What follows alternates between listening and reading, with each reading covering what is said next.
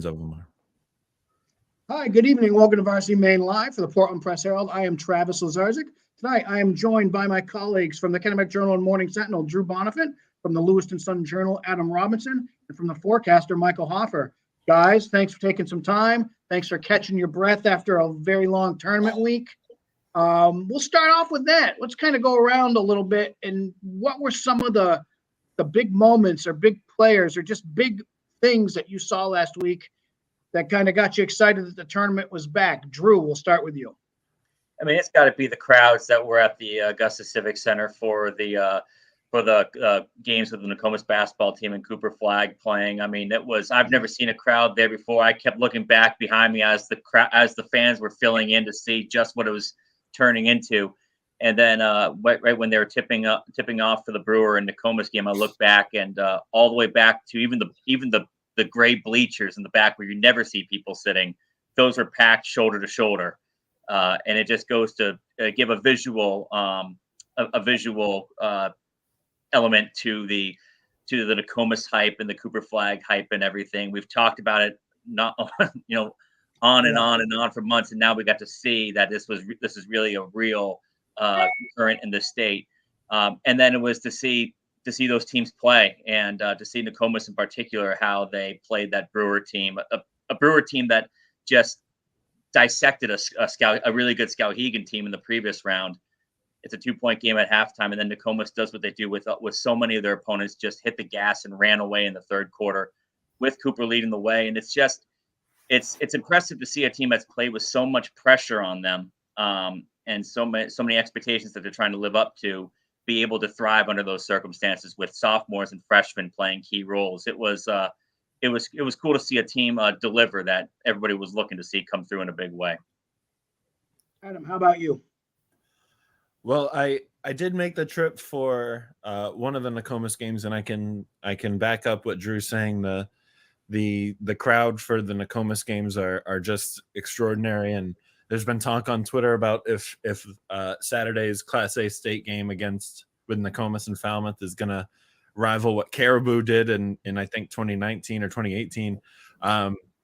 It should be really fun. They're a really fun team to watch. But from my coverage area, I think it's the Oxford Hills Vikings. They had the game of the tournament that I saw with Edward Little in the AA North final. Tegan Pelletier, who I'll have a story on the Sun Journal website tonight and in the paper tomorrow on, who's just been lights out this tournament. It's his second game winner of the tournament. He with at the buzzer basically ran up with 7 seconds left, got the outlet pass, ran up, pulled up with 10 feet away and hit that jumper that you see right there on Edward Little to advance Oxford Hills to their first state title game since 1990. And they're just a really impressive team. They got Colby Dillingham, who's 6'10". They got Tegan Pelletier, who's scoring 17, 18, 20 points a game. They've got a bunch of different assets in that team, and they're going to run into a really talented South Portland team that took care of Thornton with obviously JP Estrella, who's the other really big name of this Maine basketball tournament. So to me, they've just been the most impressive team from what I've seen, and it's been a joy to watch, and I'm excited to see how they do on Saturday. Michael, how about you? Yeah, I think for me, just being back in the expo, not only having the crowd, which is great, but in some cases seeing people I haven't seen in a couple of years.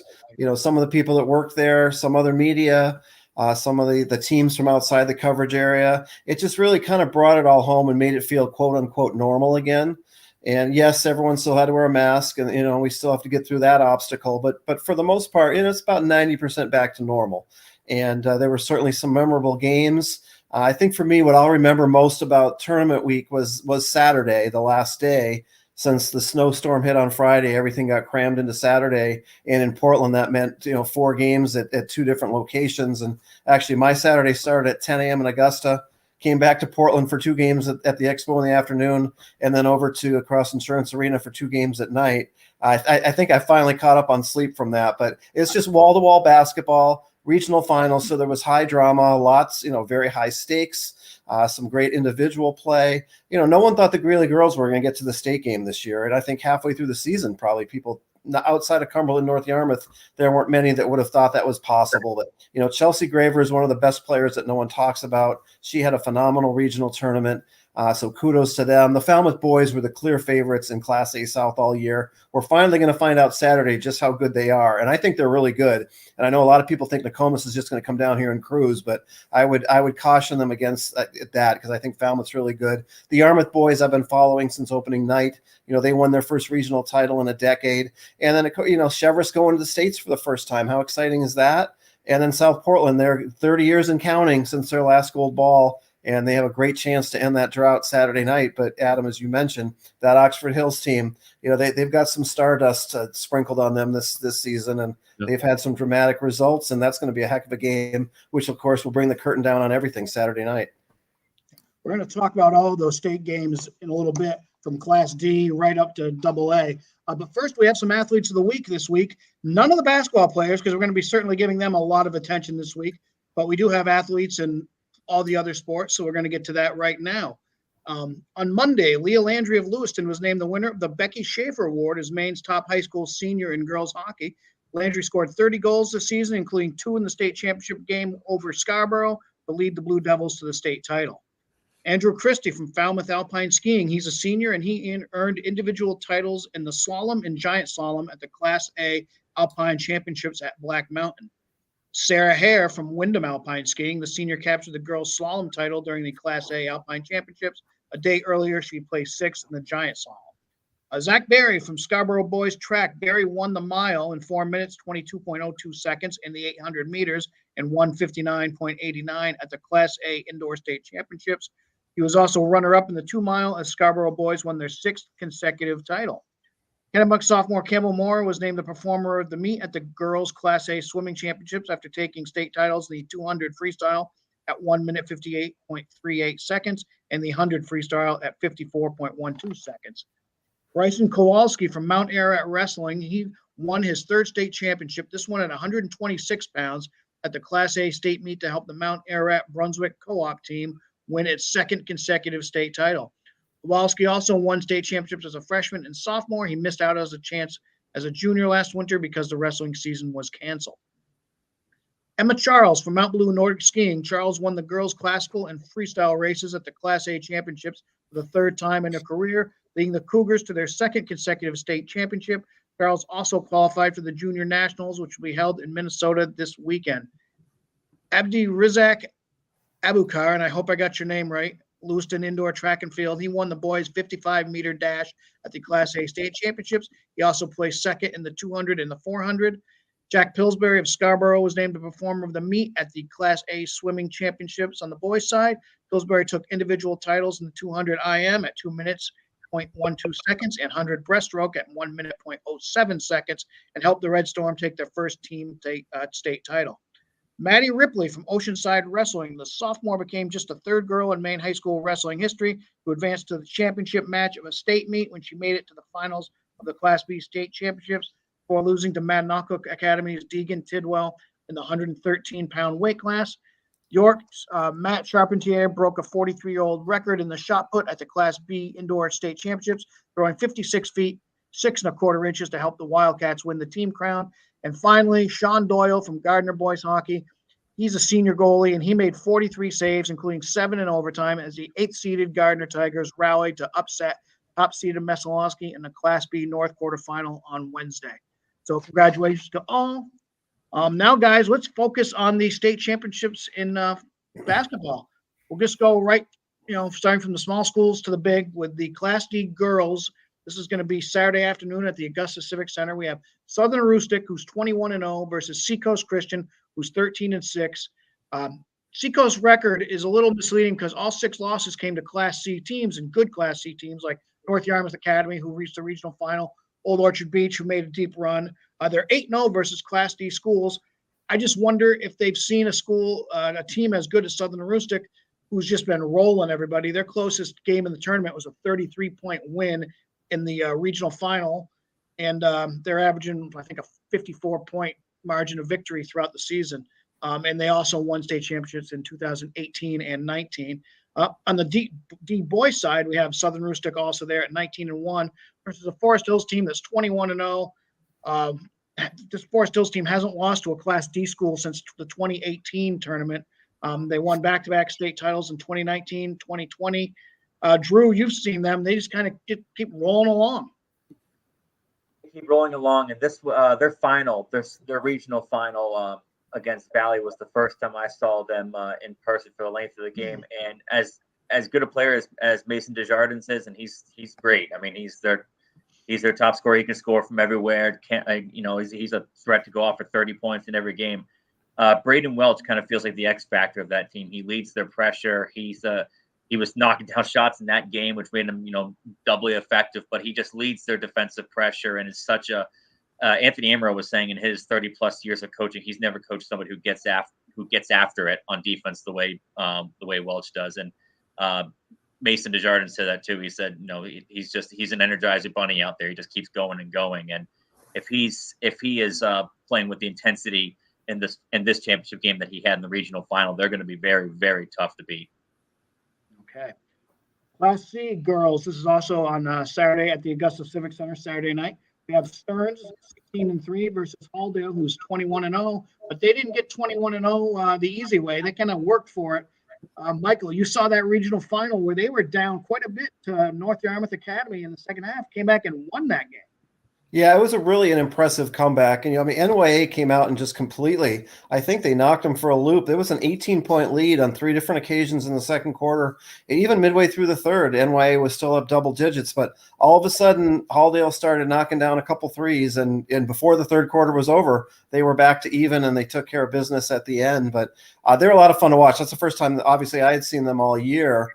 And NYA really, it looked like they were going to take that region, but Halldale, they're undefeated for a reason, and they save their best for these clutch situations. They're going to be tough to beat, especially with that state game in Augusta. They're going to have a huge crowd, I have to believe. And now that they might have, you see this in tournaments all the time, regardless whether it's high school, college. When that top seed survives an upset scare, a lot of times they will cruise from there. And I'm not going to say it's going to be easy on Saturday, but I think that, they've refocused. They know now how tough it's going to be, but they've proven that they can rise to any challenge. And I have a hard time seeing Halldale get knocked off. Drew, you've seen this Halldale team a little bit, and they kind of set the tempo and tone for this season. Last year, playing really well in that very regional, shorter schedule that they played. Yeah, this has been coming along over the years as they've been having. As they've been taking this core throughout. Now you have seniors on the team who have played since they were freshmen, and juniors who have played since they were freshmen, and so it's a lot of continuity with that team. And I think you just see it in the way that they play, in terms of if they fall behind, they don't freak out and just start compounding mistakes and everything. They've had slow starts in all 3 of these games, and they've been able to come back and win. And they just seem to be adding parts of their team. Amanda Trepanier, who was a bench player or a reserve for them for a lot of the season this year, has emerged as kind of their best outside shooter.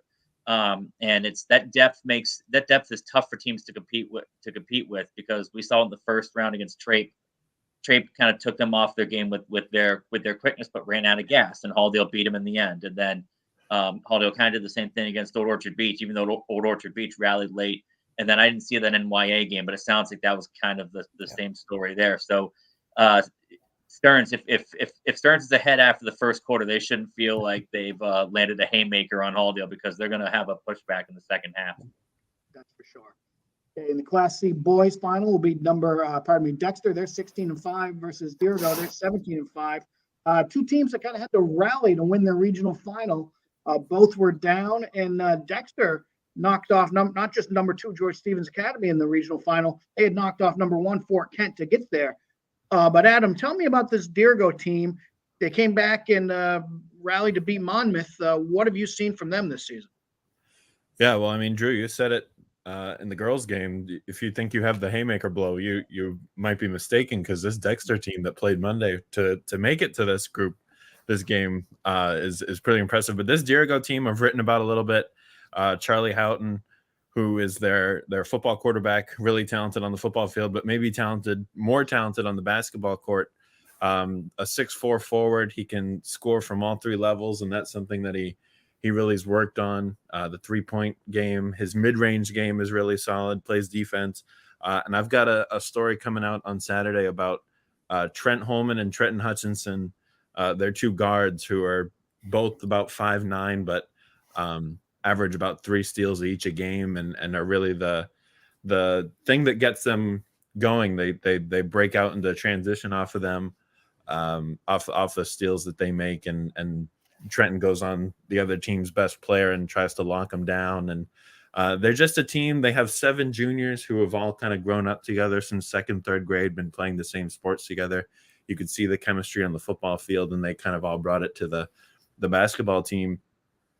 And they're just a really well-rounded group. They've got pieces everywhere. Big men. Their center is Wyatt, who's a senior. He's a really good golfer. That's the only reason he's not on the football team, but he's a really big part of that team. And they're going to be a tough out. They took care of Mount Abram. They won a grinder against Monmouth, and they took down Carabec with the help of a big Charlie Houghton game and a big Trenton Hutchinson offensive game. So they got a lot of ways they can beat you, and they're really confident going into this Class C game here. Both those Class C games should be pretty good. Yep. Class B, these games are going to be Friday night at the Cross Insurance Center in Bangor, starting with the girls' game. We have Herman, who's 19-2, versus Oceanside, who's 19-0. Herman's back in this game after losing to Wells 2 years ago. Michael, you and I both saw that Oceanside team win against York. York made a little rally in the fourth quarter, but Oceanside managed to hold them off. And for all the attention that Cooper Flagg is getting as like the super freshman in the state, Bailey Breen is that on the girls' side for Oceanside. In that regional final championship game win over York, she had 19 points, 20 rebounds. She kind of makes this Oceanside team go, right, Michael? She does, and it's hard to believe she's a freshman. I mean, you watch her out there. She looks like a senior. She plays like a senior. She's very poised, and her team just feeds off her. And I don't think, a lot of people in the Portland area heading into that regional tournament, I think all eyes were on Wells for good reason as the defending champ. And then, York came out of nowhere and knocked off Wells. It looked like they might come out of the region, but Oceanside did just enough to hold on and win that game. It got a little hairy at the end, but they're looking really, really strong heading into that state game. And I think a lot of people up in the Bangor area are really going to enjoy watching them tomorrow night. The boys' game in Bangor tomorrow night in Class B is Ellsworth 22-0, taking on Yarmouth, who's 19-3. Kind of a contrast in styles that Yarmouth only allows 36.5 points per game. They haven't faced an offense like this Ellsworth team that has a couple guys averaging around 20 points in Chance Mercier and Hunter Curtis. And this Ellsworth team averages just under 12 steals a game. They like to get the ball in transition and go. Michael, you've seen this Yarmouth team quite a bit this year. They seem to find the right defensive style for every opponent. They do, and they pride themselves on tweaking their defensive game plan every single game, and that's something they talked about heading into the regional final the other day. It might take them a quarter or two to figure out exactly what they want to do, but yeah, I don't think you're going to see Ellsworth going off for 70, 80 points tomorrow. That's just not what Yarmouth allows you to do. The big question for me is, how's Yarmouth going to adapt? They played 3 games at the Expo, so they got very comfortable there. How are they going to adapt up at the Bangor Auditorium or the new Cross Insurance Center up there? Peter Saihajas has had a fabulous season. He battled some foul trouble in the regional final, but he's a big game performer. Maddie Waldner's as good a point guard as you'll find. He's got a great first step. If he can get into the paint and get some easy baskets, look out. The secret, really the key for Yarmouth is who's going to step up and be their third scorer. The other day in the regional final, we saw Stevie Walsh, a.k.a. Stevie Wonder, step up and hit those 5 threes. If he's shooting like that, they have a great chance to win. It's been other guys in other games. You never know who it's going to be. Cole Snyder did it in the quarterfinals. Quinn O'Meara with that huge 3-point play late in the win over Madomic Valley the other day. They're going to have a third or a fourth scorer step up to win tomorrow night. But ever since opening night when they beat York in overtime, this has been a special Yarmouth team. It's been a decade since they've won it. I know they're going to go up there very confident. But boy, I mean, they've got their hands full. It's going to be, like you said, it's going to be a very, very compelling clash of styles there. I'm glad you mentioned that they're a chameleon-like defense, because you can go online at pressherald.com right now and read a story that I wrote about this defense that Yarmouth has played all year. So sneaky plug. Class A girls in the Cross Arena in Portland on Saturday afternoon. We have Skowhegan 21-0 versus Greeley, who's 16-4. Skowhegan hasn't been here since 2010. Greeley won back-to-back state titles in 2018 and 19. Drew, when you talk about Skowhegan, you have to talk about who I think is the favorite for Miss Maine basketball, JC Christopher. Yeah, I mean, it starts and ends with her, and they've done a good job this year of getting other players to add to that scoring spread and to add to that defensive effort. They're not just JC as much as they were in years past, and I think that's what's allowed them to be 21-0 with, Class A's best ranked offense and best ranked defense. But it does start and end with JC. I mean, she's the she runs the show on offense, distributing or shooting. She kind of gauges the defense when she's bringing the ball up. And on defense, she's just disruptive. It can grab rebounds, pick off passes. She's just a really good two-way player, and she just lifts everybody else up. She finds people for easy baskets, open looks. She's not somebody who needs to score 25 points to be effective. She will score 25 points because she's so good at creating space and making her shot. But she's just as happy to set up her teammates, and with her teammates playing as well as they have this year. Callaway LePage developing as a secondary player, Maddie Morris being somebody who's she scored 18 points in a playoff game. She's a dangerous shooter this year as a sophomore. It's getting tougher and tougher to stop them. It's not so much you just focus on JC and you're done.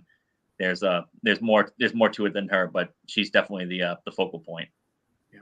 And Michael, tell us about this Greeley team. It's funny. Greeley, for so many years, they've been star laden, and they've been the favorite, and they've been the team everyone expected to win. You go back to 2015 when it was Ashley Story winning Miss Maine basketball and leading them to the then Class B title. And then, throughout the time that Anna DeWolf was in a Rangers uniform, they were always the team to beat. And she had Brooke Obar and Camille Clement with her and Molly Obar, and they won back-to-back titles in 2018 and 19. Greeley was always the favorite. They were wearing the bullseye. This year's team is so different. They were 2-2 early in the year. I saw them in midseason. They lost at home to Wells. They look like a good team, a nice story. But, everyone was talking about Brunswick really, being the team to beat in that region. But, man, have they ever flipped the switch?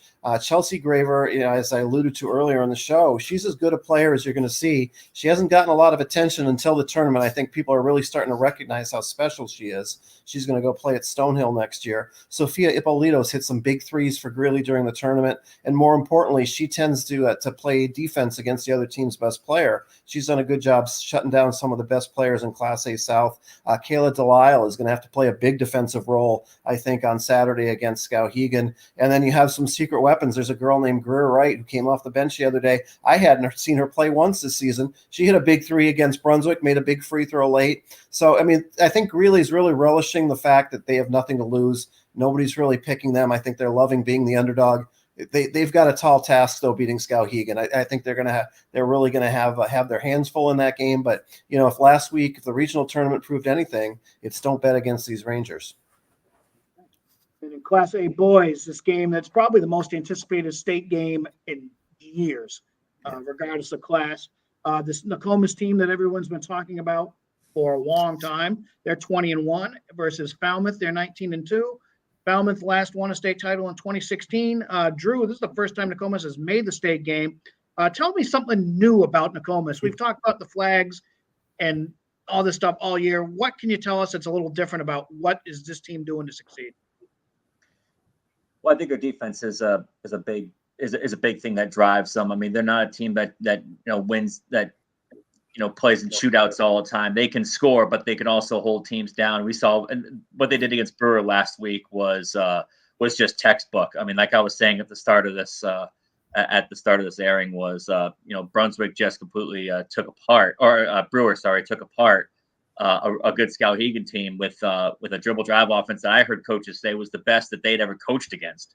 And they go up against Nokomis, and Nokomis just shuts it down. And yes, the flags are a big part of that because of and Cooper in particular, because of the instincts and everything. But it's just, there's a lot of buy-in with that team and everybody working well together. And they're just players who I think you have to make sure you have an answer for. Alex Grant is a really dangerous outside shooter if he's left open, and he has a tendency to make shots right when you have a feeling of, if this shot goes in, then they're really on a run here, and he's the one that knocks down that shot. Madden White is is somebody who can, he can go for 20. He has gone for 20 this tournament, leading transition and everything. So and we've heard that stressed from Coach Earl Anderson and a lot of the other players. It's that it is a team-wide effort with a great player in the middle of it, but everybody's pitching and doing their part. And so I'm actually curious to see how Falmouth approaches this game. Your instinct is to think, oh, you got to stop Cooper Flagg. I wonder if they almost say, look, let him get his. We have to make sure nobody else does anything. It's kind of a backwards or left-handed approach to it, but it's with the way Cooper's been playing at times this season and this tournament in particular, and his way his game is styled to not just score but to pass and to set things up. There's nearly no one way to stop him, I would think. Yeah, we've certainly seen teams win state titles with that approach. Let the big man get his, but nobody else gets anything. Exactly. Michael, Falmouth had a great defensive effort against Marshwood in their regional final win on Saturday. What do you see as the defensive keys for them?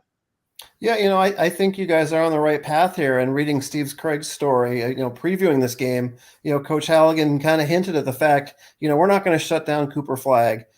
So, we know he's going to score his points. And if we can limit some of the damage elsewhere, that's probably their best chance. But, Falmouth can match Nokomis basket for basket. If this team's shooting well, they're capable of beating anyone in the state. And you got Brady Coyne and Jack Stoll from the outside, kind of getting it all going. I'll be curious. It's actually going to be their first game at the Civic Center this whole tournament because all their games were at the Expo. How they're going to shoot there, I think, will go a long way toward determining how Falmouth does. But Judd Armstrong has had a terrific season. Zach Morrell's really come on during the tournament down low. He can step out and hit some shots too. Chris Simons, he'll be banging. He's 6'6", one of the bigger kids that Falmouth has. Lucas Dilworth off the bench. This Falmouth team's really good. And, they're coached by the Godfather here. I mean, Dave Halligan has over 1,000 career wins between soccer and basketball. And I think he's 18-2 in state games between soccer and basketball. So as good as Nokomis is, I can't bet against Coach Halligan and Falmouth in a big game, in a one-game scenario. I think they're going to find a way to somewhat limit what Nokomis does. And I think this game is going to be a great theater between a huge crowd. I think it's going to be very competitive. I think it's going to be down to the wire. I'm just so excited to be able to see Cooper Flagg and JC Christopher in person on Saturday because, we don't get that chance down here. But I think it's going to be a terrific matchup. Okay, and finally, we have two Class A games, AA, at the Cross Arena in Portland on Saturday night. The girls' game, Chevers, who's 17-3 and making their first appearance in the girls' state championship game, versus Gorham, who's 18-3. Michael, what can you tell us about these guys? Well, Chevers, before Billy Goodman took over, they won 5 games 4 years ago. And, he won 3 state titles at Macaulay. It's not a surprise to see Chevers getting to a state game. But there were some challenges for this team this year. Their standout player, Maddie Fitzpatrick, missed half the regular season with a wrist injury. They had a COVID pause for 3 weeks. It hasn't always come easy for them. And Chevers wasn't the top seed going into the tournament, but their defense was unbelievable in that regional tournament. They held Hamden Academy to 5 first-half points in the semifinals. And then even they got off to a slow start against Oxford Hills in the regional final, but they completely turned it on from there. And it's not just Fitzpatrick, it's Emma Lazat, and then they have 5 terrific seniors who have really come on and contributed probably more than their coach's wildest dreams this year. Maeve Kelly and Haley Jordan and Emily Bonatibus. I know I'm missing a couple here. Lily Singleton and Julia Kratzer are the other 2. They hit some big 3-pointers. Emma Lazat's great finding open shooters out of the post. And I think, Chevers is ready for this moment. It could be a first for them, but, Gorham looked pretty solid in that regional final against Scarborough too. They shot lights out. They're used to playing at the Civic Center now. It's going to be a great matchup. The teams actually, even though they're both SMA teams, they did not play in the regular season. They did play in the preseason. So Gorham's going to come into that game with plenty of confidence. And I think that's another one that's going to be a battle down to the wire. If Anna Nelson and company are on, it's very possible that Gorham can find a way to deny Chevers that first title. But, I think Chevers' chances to win that first gold ball are very good. Okay. And finally, the last game in Portland on Saturday night, the boys AA final between Oxford Hills, who is 18-3, and South Portland, who is 20-1. Adam, you've seen this Oxford Hills team just come up big game after game here in the tournament. What do they got to do it one more time against South Portland? Yeah, so I talked to Oxford Hills coach Scott Graffam yesterday, and he was talking about how they know their defense is good. They're confident in that. They know that JP Estrella for South Portland, who has a bunch of D1 offers, and they keep rolling in, and Jalen Jackson, their point guard, are both really talented, but they're very confident in their defense. He was saying it's up to their offense to find a way to score on them. Thornton Academy is South Portland's only loss this year, and from what I've been told, they kind of let JP get his, kind of like what we were talking about earlier with Nokomis. They let JP get his and stopped everything else, and Thornton was able to win in the regular season against South Portland. Now South Portland came back and beat Thornton in the regional final to get here. So it's going to be up to if Tegan Pelletier can continue his hot play. If Colby Dillingham, shown there, the 6'10" senior center that Oxford Hills has, if he can be effective and stay out of foul trouble. The defense of him and Isaiah Ofiero is really strong. Cole Pulkinen, number 2 there, the point guard that they have, a really good ball handler, and then Eli Soren can shoot the ball. So, and they got 2, 3, 4 guys off the bench that can fill in, and you're not really dropping off too much. So I know that the Class A game, the boys game, is probably game of the year, very anticipated, but the game to finish the entire tournament at 9 on Saturday should be really fun, and this Oxford Hills team is a whole lot of fun to watch. I mean, they real quick, they can win a game scoring 40 points. They beat Bangor, I think, with 42 and 43 points in a couple of games, and then they can also go up and score 80 points against some teams. So they can do it a bunch of different ways, and so it'll just be if they can score on JP Estrella and that South Portland team. Michael, real quickly, what does South Portland have to do to win this title? Well, I think if they just come out and play their game, they're going to be solid. I mean, the big obstacle for South Portland was getting past that nemesis, Thornton Academy. They got upset by them 2 years ago in the regional final, and they handed them their only loss this year. But I think South Portland's riding so high right now, and it's not just Estrella. And Jalen Jackson does a lot of terrific things. You know, Owen Maloney's kind of a secret weapon for them. You know, people know his name. He is a Mr. Maine basketball semifinalist. But when that game was hanging in the balance, that regional final, he did a great job finding Estrella for a couple easy baskets, knocked down a big 3 of his own. He's a South Portland kid. He looks at that banner every day in practice and sees 1992, the last time they won a state title. Those kids want to have that 2022 put up on that banner so badly. So many of these games, and what makes this weekend so great, so many of these teams are going for their first title ever or their first title in decades. And that's really one of the most compelling things about this weekend, I think. Yeah, Oxford Hills too. Right. It's going to be a fun weekend. That's going to do it for us. Thank you for joining us. Remember to go to varsitymaine.com for all your high school coverage in the state of Maine. Enjoy the games this weekend. For Drew, for Adam, for Michael, I'm Travis. Thanks for watching Varsity Maine Live.